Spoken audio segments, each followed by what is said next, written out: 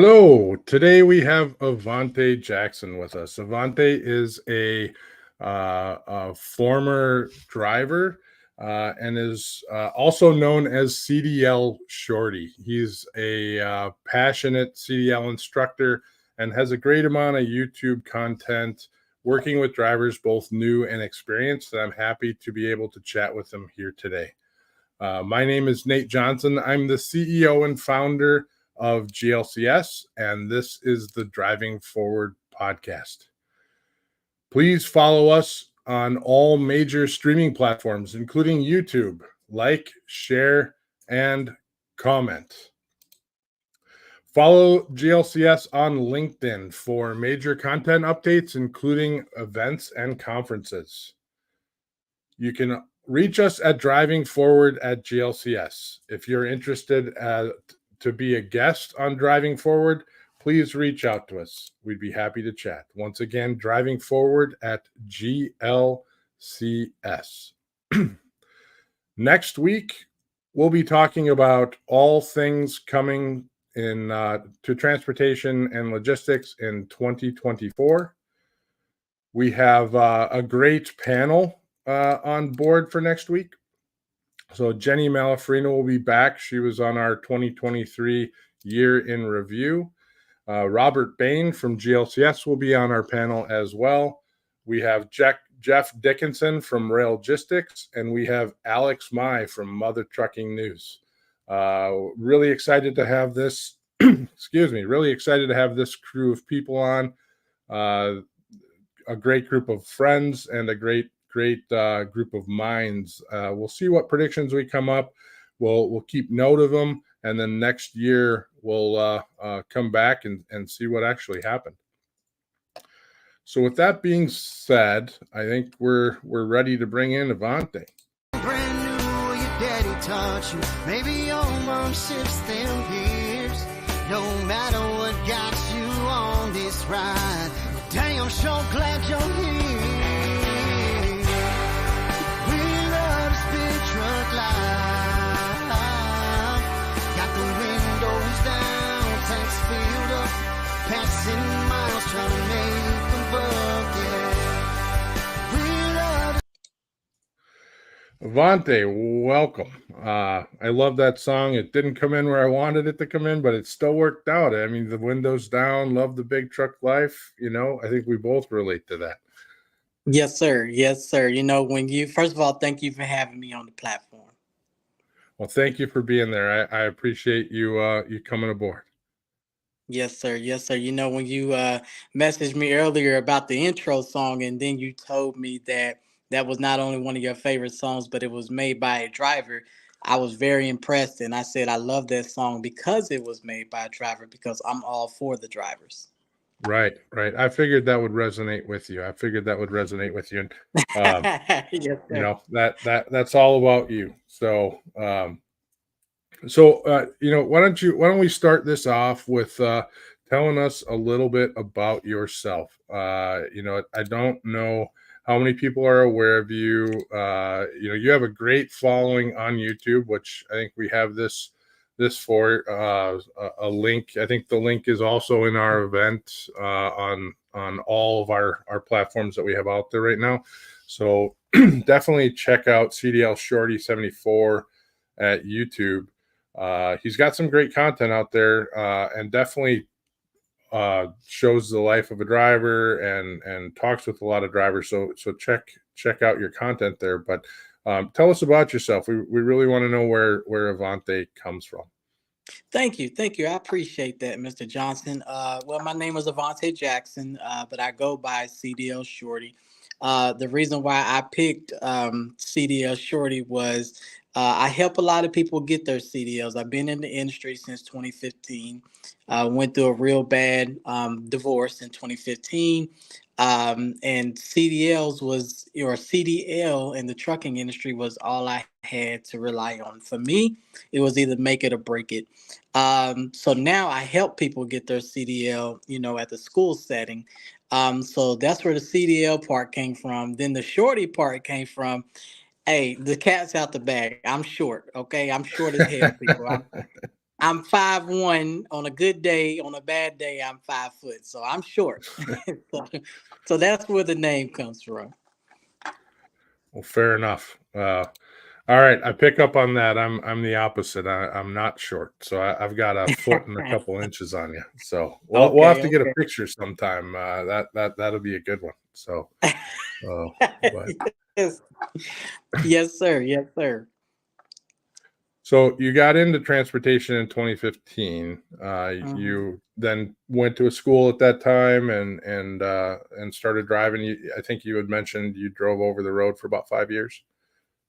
Yes. Well, I did at that time. I went with Swift, and Swift they make you sign a contract. At that time, they made me sign a contract. Now they didn't make me; it was part of my choice because I couldn't afford it Sure. out of my own pocket. So I signed the contract. But part of the agreement back then in 2015, when you signed that contract, you got to agree that not only are you going to stay with them to pay back the schooling, but you're going OTR, point blank period. It wasn't no regional, it wasn't no dedicated, it was straight up OTR. So I did that for a year and 2 months. Then after that, I left Swift, went to another company, and I did regional, 5 state regional, for 4.5 years. So yeah, roughly a little over 5 years of OTR experience. Yes, sir.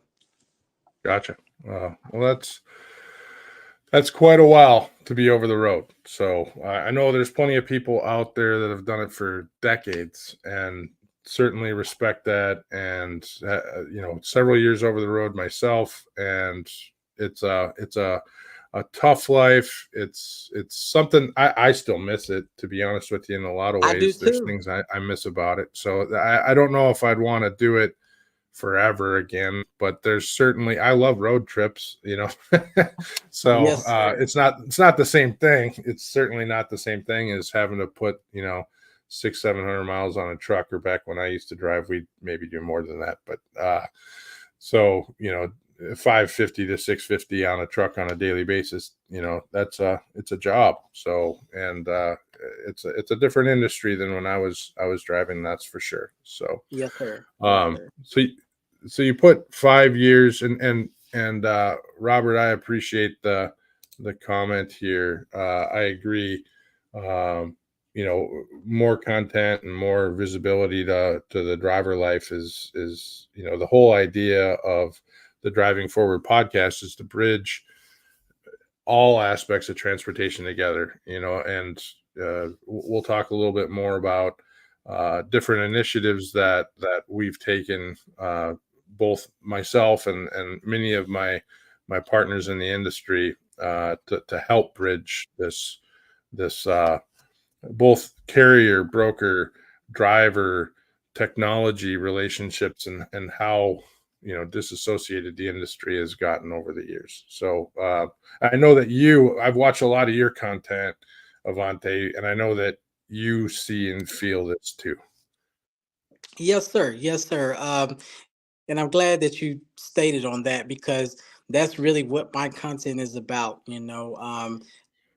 I I recently made a few videos stating that 2024 moving forward that I wasn't going to deal or be in business with anyone that doesn't have a CDL because I feel like, and you could tell me if I'm wrong or not, but I feel like a person that has a CDL, whether they're a dispatcher, a compliance officer, just it doesn't matter what they're a broker, if they have a CDL and they have actually just give me 3 months of true OTR experience, I feel like that person will be a much better person for this industry. I think that's the disconnect in this industry right now is because you have people jumping in it that don't know what it takes to be an actual driver. I think there's a solid point behind that. I don't know if I agree that. So, from your point of view and for what you do, I agree that your effort. There's plenty of people that, from my point of view, to put this out that Yes, way, sir. from my point of view, there's plenty of people that you can work with, and there's only one. There's one Avante, and so your Yes. effort and your time can be focused on those people who have the CDLs. Heck, it's in your name. it's in your handle, CDL Shorty, right? There are a lot of people out there that have spent a lot of time in the industry that are very aware of how the industry functions and are very attached to that. And it doesn't necessarily mean, if you look at it this way, there's people that design products and want to build products, but they're not software engineers. They're not, there's people that want to build buildings that aren't architects. So, that type of thing. And so there's occasions, I think it all comes down to an intent. What's the intent? Are you here to create good jobs for people? Are you here to take care of your employees? Are you here to create good relationships, or are you out for yourself? Every one of us is out here to take care of our families. We're here to build something.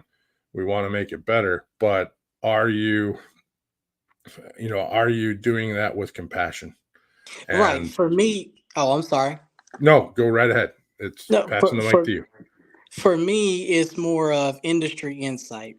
Yes, I help people get their CDLs, but I'm not doing this for a selfish reason. I'm about to go through a heart transplant, so I'm going to be out the game for at least a good year. I don't care where people get their CDLs from. I just want you to get a CDL because you'll have more industry insight. If I got a dispatcher that just came from a warehouse job and they're dispatching me, they may dispatch me on some loads that I can't legally run because of my clock. That's Right. all I'm saying. Yeah. So, that comes down to education, and certainly, people being aware of that and working. I don't necessarily disagree with your Hmm. point of view there at all. So, it's hard to get everybody their CDL. So I think, we're in alignment on, I think, your core point of education is required. So, Yes. and those that are not educated that come in and just say go, and I think we all know what we're talking about there, and the fact of, I need a load picked up, it's got to be transited, you don't have the hours to do it. We have a scenario where 2 hours from a pickup, they're giving you a load and the information on it just can't simply be done. Yes, Those sir. types of things where you don't understand, and that type of education probably needs to be out there. I'm not trying to put words in your mouth, but I see where that goes, or I see where you're going with it, and Yes, sir. I agree. I agree at a level. So, Yes, sir. let's talk a little bit about your heart transplant. Um, so that's going to take you off the line for a year. That's probably about the biggest surgery you can have. So, Yeah. Yes, you want sir. to expand on that a little bit? Yes, sir. I've really kind of been pretty shy and been hiding it from people, but as of recently, I spoke with my wife and some other friends, and people tell me I need to start talking about it. So I do. I open up, from time to time. But yes, I'm actually going to be in Jacksonville, Florida, for a whole year. Going to the Mayo Clinic. That is a clinic that specializes in organ transplants. So I want my life to be taken care of in the best hands possible, and God, the universe has truly made a way for that to happen. But before I actually get the transplant, I got to go through heart transplant evaluations. I got to go through all these appointments. I got to have something called an impeller. That's like an IV port going to be sticking out the side of me for the next couple months until the board, because they have to vote. It's actually a medical board that actually has to vote for this person to get a heart or to receive a heart or an organ transplant. So, then once I take care of that and they give me the transplant, the recovery process takes about a good 6 months to a year, they said, depending on, how healthy you are, how young you are, things of that nature. So I'll be going through the recovery and all of that. But the reason why I got in this position is due to driver health. When I was out there, I wasn't taking care of myself. I was one of those drivers that constantly ignored the doctors when you go in to get a medical card. They would always grant me a 1 year medical card because of my high blood pressure. I ignored that, and my high blood pressure got up to 200s, and I'm still eating all this bad stuff, in the truck stops that they want us to get our medical card, but they still keep filling these truck stops up with McDonald's, Subway. You can only eat Subway so many times in a Right. day or in a week. Yeah. Yeah, I just didn't take care of myself out there. And then in 2020, May of 2020, I actually had a heart attack at the Pilot truck stop right off of I-20. So that's why I'm here now. But I'm bringing more awareness about driver health and driver safety as well. I appreciate you opening up about that, and we're praying for you. I know I'm praying for you. I hope that works out in the best way possible. It sounds like you have a long journey ahead of you, and I'm going to be checking it. I mean, people that know me know that I have a tendency. You and I just met, and we've been talking a little bit here, but I'll probably be checking in on you from time to time. I appreciate that. I really do. It means a lot. So you brought up driver health. Let's talk a little bit about driver health. I know that was a topic you wanted to speak about, but I think this is a good segue into that. I agree with you. There's not, life on the road is difficult to make great choices around health, whether it's food, whether it's exercise, both. There's a lot more tools today to be able to prepare meals in your truck than there was 20, 30 years ago. Yes, sir.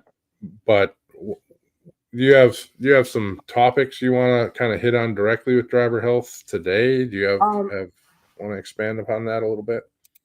Those tools that you speak of are grateful, and we're very grateful for those tools. The industry has come a long way with those tools. But my issue about it is, okay, first of all, I don't want to, seem like the truck driver that's always crying. But yes, you can be healthy out on the road. Yes, if you're very disciplined, you can be healthy. There are some truckers out there that are healthy and exercising when they park that truck and all that. But a good 85 to 90% of truck drivers are not, because it takes a lot out of you as a trucker to not only drive 600 miles in a day, but after you get through driving them 600 miles, man, you don't even want to walk in the truck stop and go take a shower. So Right. my issue is, they say FMCSA and everybody says we need to get medical cards every year, 6 months, every 2 years. I feel like it's a money grab. Yes, in a sense, it will help the driver out, because if I would have took it seriously, it would have helped me out. But y'all say we need to get these medical cards, but constantly putting fast food in truck stops. I mean, a bag of candy is $2.99 versus a box of fruit in a truck stop is like $7.89, $7.99. Right. It just doesn't Right. make sense to me. Then, yes, truckers. I've on my platform, I've been telling, hey, we need to start cleaning up our trash. These people are letting us in their facilities, but we're constantly trashing up their facilities. The reason why I say that is, yes, you can bobtail to the local Walmart and go and fill your truck up with groceries if you got a refrigerator. But if you're alongside I-10 down there by Lafayette, Louisiana, and all them Walmarts got big yellow poles up where truckers can't fit in them because they don't want us in there. So Right. now they don't want us in there. Now we gotta park the truck at a truck stop. We gotta spend money to go get an Uber. Then we get to Walmart, spend money doing that. Then we gotta go back to the Uber. Then we gotta take all our groceries out the Uber, put them in the truck, and it's just to eat healthy, just to be healthy out here. So I feel like the industry in that standpoint, I feel like we should do better. I think that might be more of a governmental and a business standpoint, with loves and pilots and all that. Because when I was out there in 2015, I was always stopping at the Petros, getting the iron skillet, or the TAs with the country prides. But if you notice, a lot of TAs and country TAs don't really have country prides in them anymore. Right. They started shutting them No. down. And then they started replacing them with Popeyes. So I Right. just don't understand it. Yeah, and I mean your good restaurants available to drivers at the large truck stops are gone. I mean, they're all but Yeah. gone. So Yes, now sir. you're down to fast food. And not that you want to be eating at a restaurant every day either. That's not exactly a healthy, but it's certainly a healthy option, but it's certainly better than Taco Bell. So Yes. um, but that being said, when I drove, one of the first things I'd do, especially if I was headed out for a week or longer, is I would make a beeline towards a grocery store. Now, I didn't have ELDs to deal with. I was on paper logs many moons ago. So, you'd go straight to a grocery store and you'd load up for your trip. And that's how I would manage my week, Yes, or sir. 2 or 3. And in a 2 or 3 scenario, you could never carry enough, but I usually could carry a week of groceries with me pretty easily. So some of it's trip planning, which is something else I think, we wanted to chat about. Um, I may be wrong on that one, but the trip planning around selecting kind of where you want to go, and this is or where you want to go, where you want to purchase any items as you're going along the way, because to your point, there are some cities, there are some metropolitan areas, there are some areas that you just simply don't want to go buy groceries. For example, if you're in LA or California, you probably don't want to go shopping there, so Oh everything's no. going to cost more. So uh, you'd probably want to go somewhere else to get that, especially if you're going in and out. I mean, if you're running around that area regionally, then it is what it is. So, but yeah, to that point, I mean, eating healthy is something, and I get your discussion too around after you put 600 miles in, mentally you're fried, and you don't necessarily want to do much in the way of walking or moving or that type of thing. But some guys just need to. I think it Yes. comes down to, I'm a big guy. I had mentioned the other day, from January 1st, 2023 to December 31st, 2023, I dropped 50 pounds. And, Congratulations. well, thank you. I appreciate that. And, it took some effort. It took some change in lifestyle. Now I still want to do it. The next 50, I want to drop another 50 pounds. Yes, sir. Um, Keep going. Don't stop. Keep going. then yeah, keep going, right? But the next 50 pounds is going to take another type of change in lifestyle, where I need to force myself to do different types of movements, and that's the same thing with a driver. If you at the end of the day, you're tired, but you still got to get up and do that 15-minute walk, do that 15-30 minutes a day total at least, but maybe that's 15 minutes in the morning, 15 minutes in the afternoon or in the evening, or whatever times you're starting. 15 minutes before you start your shift and 15 minutes when you're done. Doesn't hurt. So you're not going to regret it at the end of the week when you put in 3.5 hours of walking. You're not going to miss that time. I don't think it's not going to be something that you go, darn, I sure wish I didn't walk 3.5 hours this week. So Right. Right. any other thoughts on driver health? No, just make sure you guys are really out there taking your health seriously. If the doctor, gives you a warning, take that seriously. If your body gives you a warning, take that seriously. So just driver health is important out there. Do some jump ropes, walk around your truck, do some laps. I don't care how tired you are. Just let's get out of the mindset that we're too tired, and just get out there and just do about 5 laps around your truck, and then that's it. But every little bit counts. No, I appreciate that statement, and it's coming from you, and you're at the front of that line when it comes to monitoring your health. I mean, 2020, that's in line with when you had your heart attack, and when you stopped driving. And Yes, sir. shortly after that, I assume, is when you got into training drivers. So Yes, sir. Yes, sir. let's talk about that transition, getting out of driving for a living and getting into training for a living. Oh man, that was something that was God given. I didn't even know I had that talent, because I actually got my health back on track after I had my heart attack, and they actually put a medical block on my CDL. So like I couldn't get a medical card for the longest time. And my cardiologist at that time, she made me a deal. She said, in Atlanta, she made me a deal. She said, if you can get your injection fraction, which is how many times your heart pumps, they can only tell that by an echocardiogram, which is an ultrasound. She said, if you can get your injection fraction up over a certain point, number point, she said, we can have that discussion on you getting a medical card again. I said, all right, cool. I'll see you in a few months.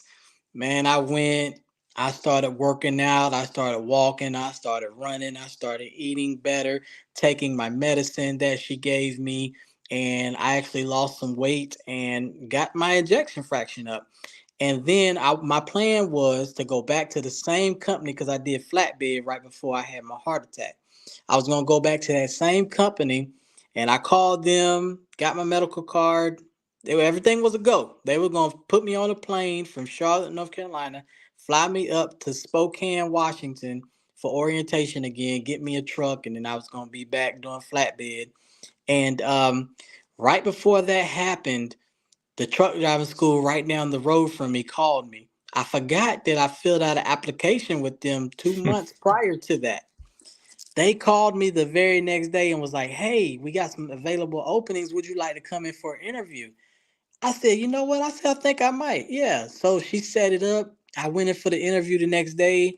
And would you believe they granted me the job right there on the spot? And I've been doing it ever since, and I love it. I'm good at it. God has granted me this unbelievable talent to work with people, work with new people, because it's one thing us driving a truck, but it's another thing when you got somebody else in the truck that has never driven before. So you got to learn how, you got to be a people person. You got to learn how to talk to these people, calm them down. They're nervous.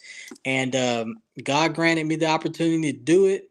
I did it, fell in love with it, and I'm still doing it to this day. That's a good story. That's great. How many drivers do you think you've trained over the last, well, three plus years, or Ooh, 3-ish years? to be honest with you, I really don't know. But if I had to put a number on it, I would say close to about 3,000. Wow. Honestly, Wow. because the school, I worked for two schools. The very first school that gave me my opportunity, they were graduating a class of, I say, about a good 15 every month or month and a half. They were a little bit more slow paced. Then I went to another school that was fast paced, and they were graduating students every 3 weeks, 3 to 4 weeks, and they were holding classes between 8 to 12 students, and they were starting them every single Monday.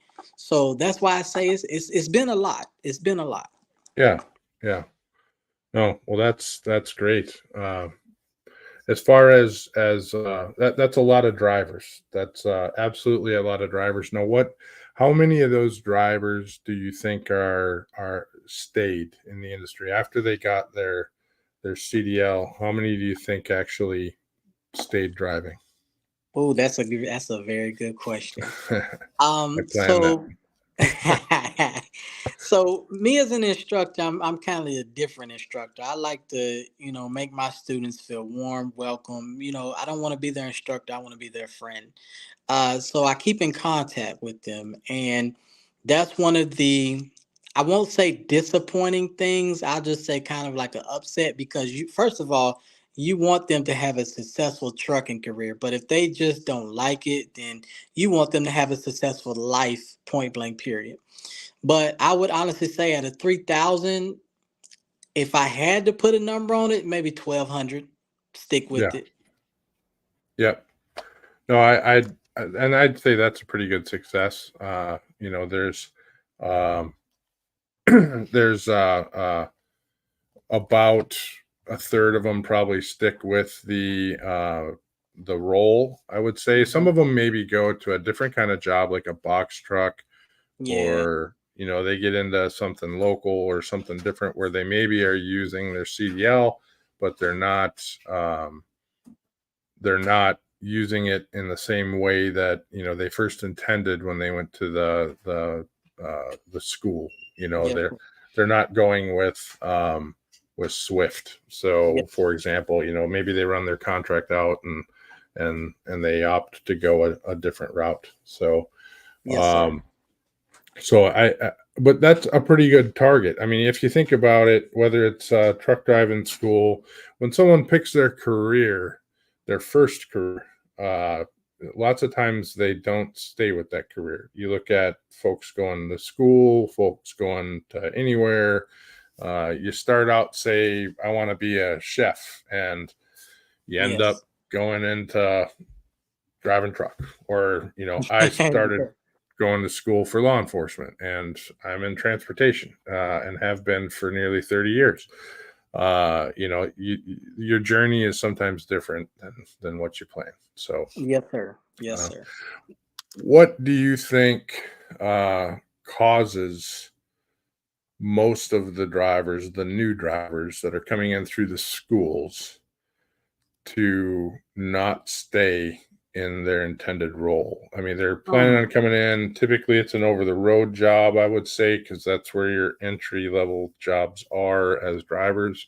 But mhm. why do you think they don't stay? Oh, another good question. Actually, a lot of my new content that I've made on my YouTube channel is based off of that. You have students that come in this industry at the school and they're looking at it from a money standpoint. They think that they can get their CDL and go out there and make millions and millions of dollars their first year, and then they get their feelings hurt. Then number two, you have students that come in and they just don't enjoy it. They see how hard of a work it is because a lot of things are coming off of social media, TikTok, YouTube, Facebook, Instagram, and you have people that are making trucking look like it's fun. Look, we having a ball out here. They Yeah, do TikTok dances inside the cab of the truck and all this, and then you have students that follow these people, and they say, "Oh man, trucking looks fun. Let's do it," and they come to the school and then they get out there and they realize we ain't doing TikTok dances. We out here working. right. And then when they get hit with that dose of reality, they realize this ain't what they want to do. So I think that's why a lot of them leave. No, I can definitely see that. I think I had watched a recent video of yours talking about the classes, the schools, the programs that are out there. I think a lot of those are misleading. But yeah, certainly the perceived reality versus actual reality are two different things. So Yes, sir. uh, by no means are you going to be a company driver making $1 million. Starting out, I think it's a good living, but it's dependent upon where you're coming from. It's a good living. I mean, I've had guys switch from being lawyers to being truck drivers. I've had lots of very professional roles change to be truck drivers, and as long as they know what's going to happen, they have that right perspective. There's nothing wrong with that. But coming into the industry thinking that you're going to have an easy ride, this is a hard job, and Yep. And it's then it mainly another thing, it mainly falls under family. A lot of them get homesick. They don't understand that this is not a job where you can go home every night. A lot of them in trucking school they're looking for that job that you can either go home every night or they want to go home every weekend. And I try to tell them, yes, there are companies out there that got these dedicated routes where they are making good money, and you can be the home every night, every other weekend. But your big money and your true money, as well as your experience, is coming from OTR. A lot of them try to run and hide from that.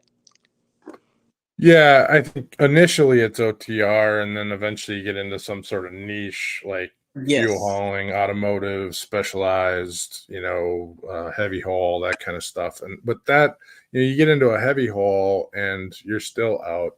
You could be out for a very long time. Another good one to get into is events. Hauling for a show, yes, like sir. a concert show or that type of thing. Those guys make great money, but they'll be gone for months. Yes, sir. So it's a sacrifice, right? You have to choose. You have to choose to lose something to gain something. If you're going to do heavy haul, you're going to be doing some interesting things with chains, and you're going to be getting dirty, and you're going to have Yes, to learn sir. how to operate some big equipment, and Yes, you're going to have sir. some stuff that's going to be scary. And I've done my share of heavy haul, and so that there's almost no aspect of driving that I didn't do in my short period of driving. Hauling anhydrous ammonia, I did that. I think I hauled 5 loads of anhydrous ammonia, and Ooh. everybody that was training me was like scarred and had these things and that things. I said, you know what, I'm out. I'm not doing this one. So too many injuries for me. So Yes, that was sir. about the only area I didn't go down. But so no, but you gotta get your stripes, and your first stripes come from that couple years in over the road. And if you Yeah, don't get those couple years of stripes in over the road, the rest of the doors don't open.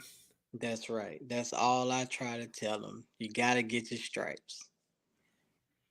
You got Fair to get enough. your stripes because all of my experience, like I learned, Swift actually helped me when I got my trainer was on a dedicated Costco account, but he was Northeast.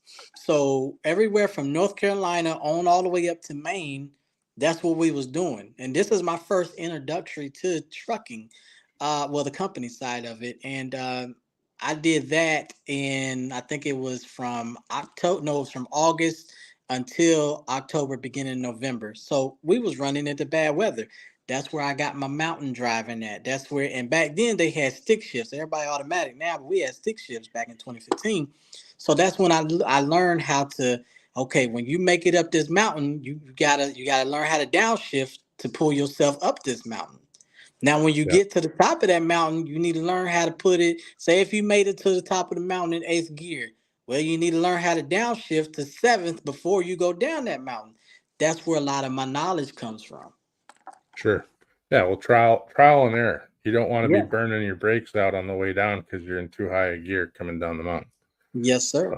Yeah, yeah, and you see those guys, and you get that prickly back feeling when you're doing it, and when you get to the bottom of the mountain, you go, not going to do that again. So yeah, it's quick learning experience when you're hauling 80,000 pounds over the mountain, Yes, and sir. you get a not so bright and fuzzy feeling coming down it. Going up isn't so bad. It's the coming down that can be interesting, especially in the wintertime. So Yes, sir. yeah, absolutely. Yeah, to that point of the manual transmission, you and I were talking before the episode started about a recent episode on your YouTube channel where you were training a driver and she was double clutching.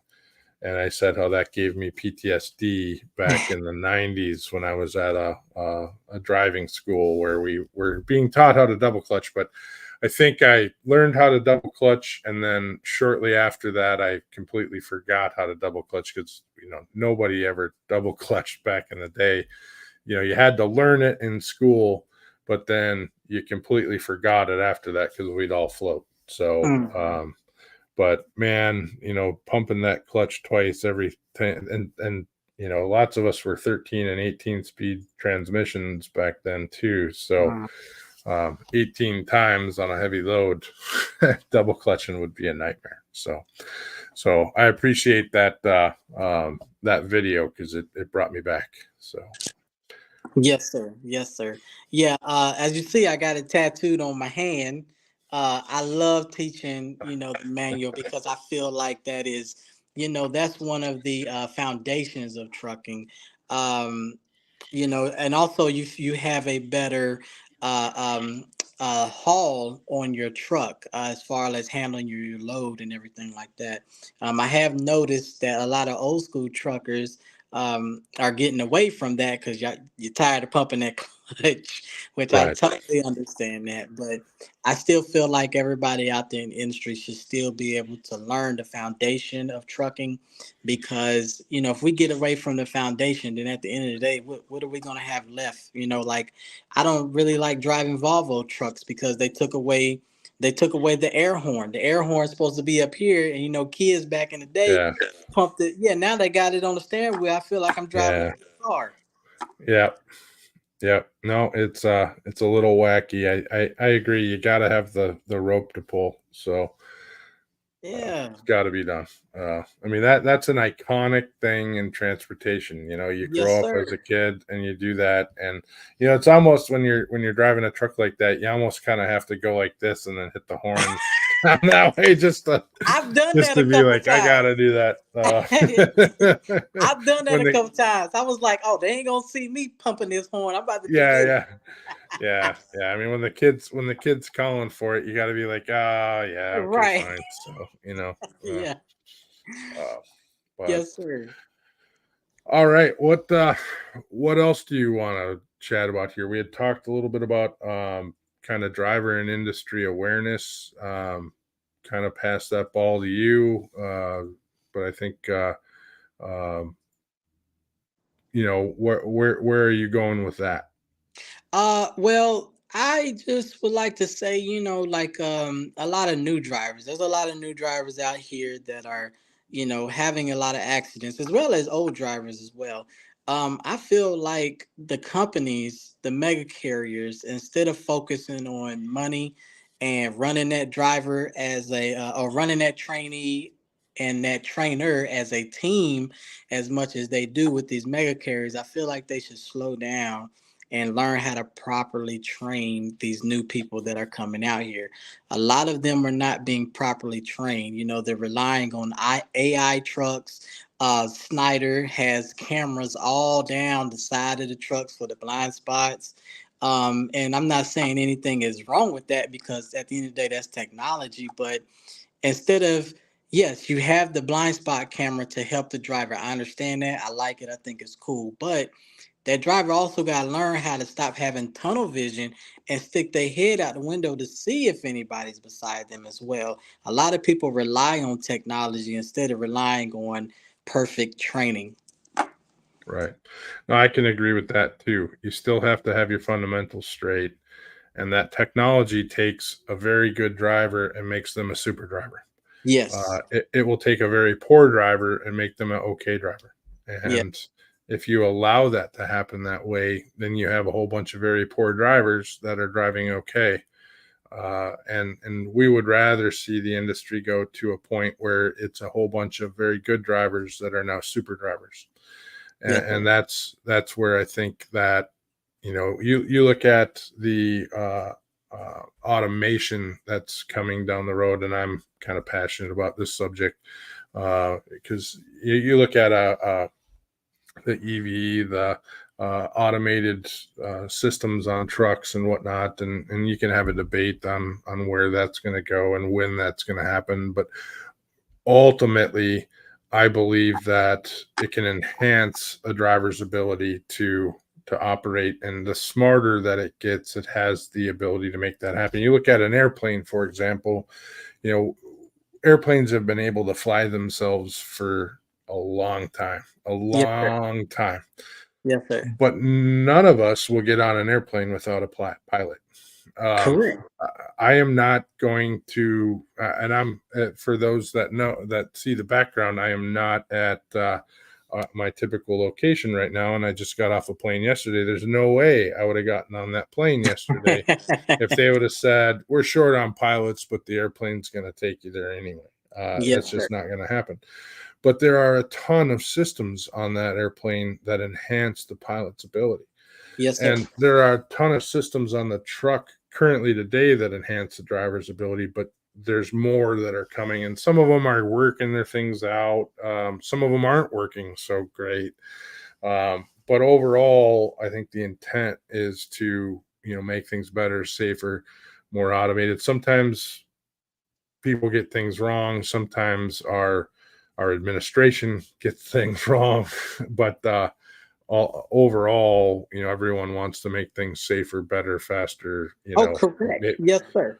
Yes, sir. I'm not saying that there's nothing wrong with technology. I love it, yeah, to be honest with you, but I do feel like we need to get back to the fundamentals too. Let's not lose the fundamentals while we're, right. doing technology. So, I think it has a chance to coexist is what I'm trying to say. Yeah, I'm agreeing with you 100%. So, absolutely agreeing with you 100%. All right. Well, I certainly appreciate your time. Anything you want to say in closing here at this moment? Well, I just want to thank you. I want to thank you for allowing me on your platform. You know, there's a lot of people out there that God has blessed me to meet, and I'm really appreciative to you guys. And, you know, just thank you. Thank you so much. And, you know, I look forward to the future. The future is bright. We appreciate you being on here. I love having guys that have a different point of view than me, and you have a different perspective, and I love having that, and would love to have you back on the show somewhere down the road again. This has been a lot of fun. Where can everybody reach you at? I mean, where's some good contact info? Good contact info for me will be on my YouTube, CDL Shorty. In the comments, I'm very active in the comments section. If you want to email me, I'm very active with my emails. It comes straight to my phone. My email is AJAV as in Victor Jackson 89 at gmail.com. I either get back to you that day or the next day. And on Instagram as well, AV Jackson 28. So those are three entities where I can be contacted at. Also, you're about to have a guy on your platform, Alex Mai. I watch his show, Yep. Mother Trucker. I love his content. I get a lot of my news from his show and also another show called Truck and Hustle. So you got a nice platform, sir. You really do, Mr. Johnson. Yeah, we're familiar with most of them, and Alex is a great guy. He's a friend of mine, and it's the first time he's going to be on the show. I'm going to be spending some time with him at Manifest coming up here and at Matt's. So we'll have some content out there together, and so I'm super excited about that. But Alex is a great guy, and Truck and Hustle is a great. Actually, we'll be doing some stuff with Truck and Hustle at Matt's at Manifest as well. I think I'm not 100% on that, but yeah, absolutely. So, all right. Well, I really appreciate you being on. Hang tight. We'll chat in a little bit, and once again, looking forward to somewhere down the road having you on board and talking about some more things in the future. Yes, sir. Can I shout out one more person? You certainly can. Trucker Brown. I don't know if you know who he is, but look him up. I don't. He's been in the industry for a while, so he's been in it longer than I've been in it. And if you like my content, you will definitely love his content. His name's Trucker Brown. Awesome. I'll check him out. Yes, sir. Thank you. Perfect. All right. Thank you. All right. Well, that was excellent. I appreciate Avante's time. I hope everyone took away something from that. And we're all praying for Avante with his heart transplant. And I'll keep everybody posted on what we find out there. Once again, check him out on his YouTube channel. He has some great content there and continues to produce some on a daily basis. So I've enjoyed watching him over the last couple months. We're going to wrap this up. We have Manifest coming up February 5th through 7th. We will be at the Zell Logistics booth quite a bit. There'll be some podcast activity going on there. If you happen to be going to Manifest, we have a variety of different things going on. Please reach out to us at drivingforward@glcs.net. If you are interested in chatting with us or getting together or anything like that, there are some events Tuesday evening going on as well, and we're happy to stop by or potentially get you in on a few things as well. Following Manifest, we will be at Matt's 21st through 23rd in Louisville. Looking forward to that one. That should be a great event. I think I think there's a lot of people that go to Matt's, so 75,000 or something like that. So that'll be a lot of fun. We are walking that event, and immediately following Matt's, we will be at the TCA conference, March 23rd through 26th. We'll have a booth there as well as a large number of people. So we're very excited about TCA 2024, and that should be a lot of fun. Finally, at this moment, I think we're going to actually be throwing in another conference in April as well. We'll be going to TIA. We don't have that finalized yet, but as of the moment, we have Broker Carrier Summit. Broker Carrier Summit is the place where hundreds of carriers and brokers come together to build meaningful connections and find legitimate players in the industry. At Broker Carrier Summit, we're on a mission to transform the relationship between carriers and brokers. Say goodbye to distrust and hello to mutually beneficial partnerships. We believe the key to transformation lies in fostering open communication, enhancing education, and meaningful connections. There is early bird pricing, 10% discount, and a promo code for 15% off on that. The promo code is Cowboy1, and it is Cowboy number 1. And that is from Jeff Dickinson from the Storytelling Chronicles. Jeff will be on the podcast next week. So once again, Cowboy1, use that for an additional 5% off of the Broker Carrier Summit. So with that being said, we will wrap this up. I appreciate everybody joining us today, and I look forward to seeing you all in the future. So stay curious, stay informed, and keep pushing the boundaries of what's possible. Until next time, drive forward with purpose and innovation.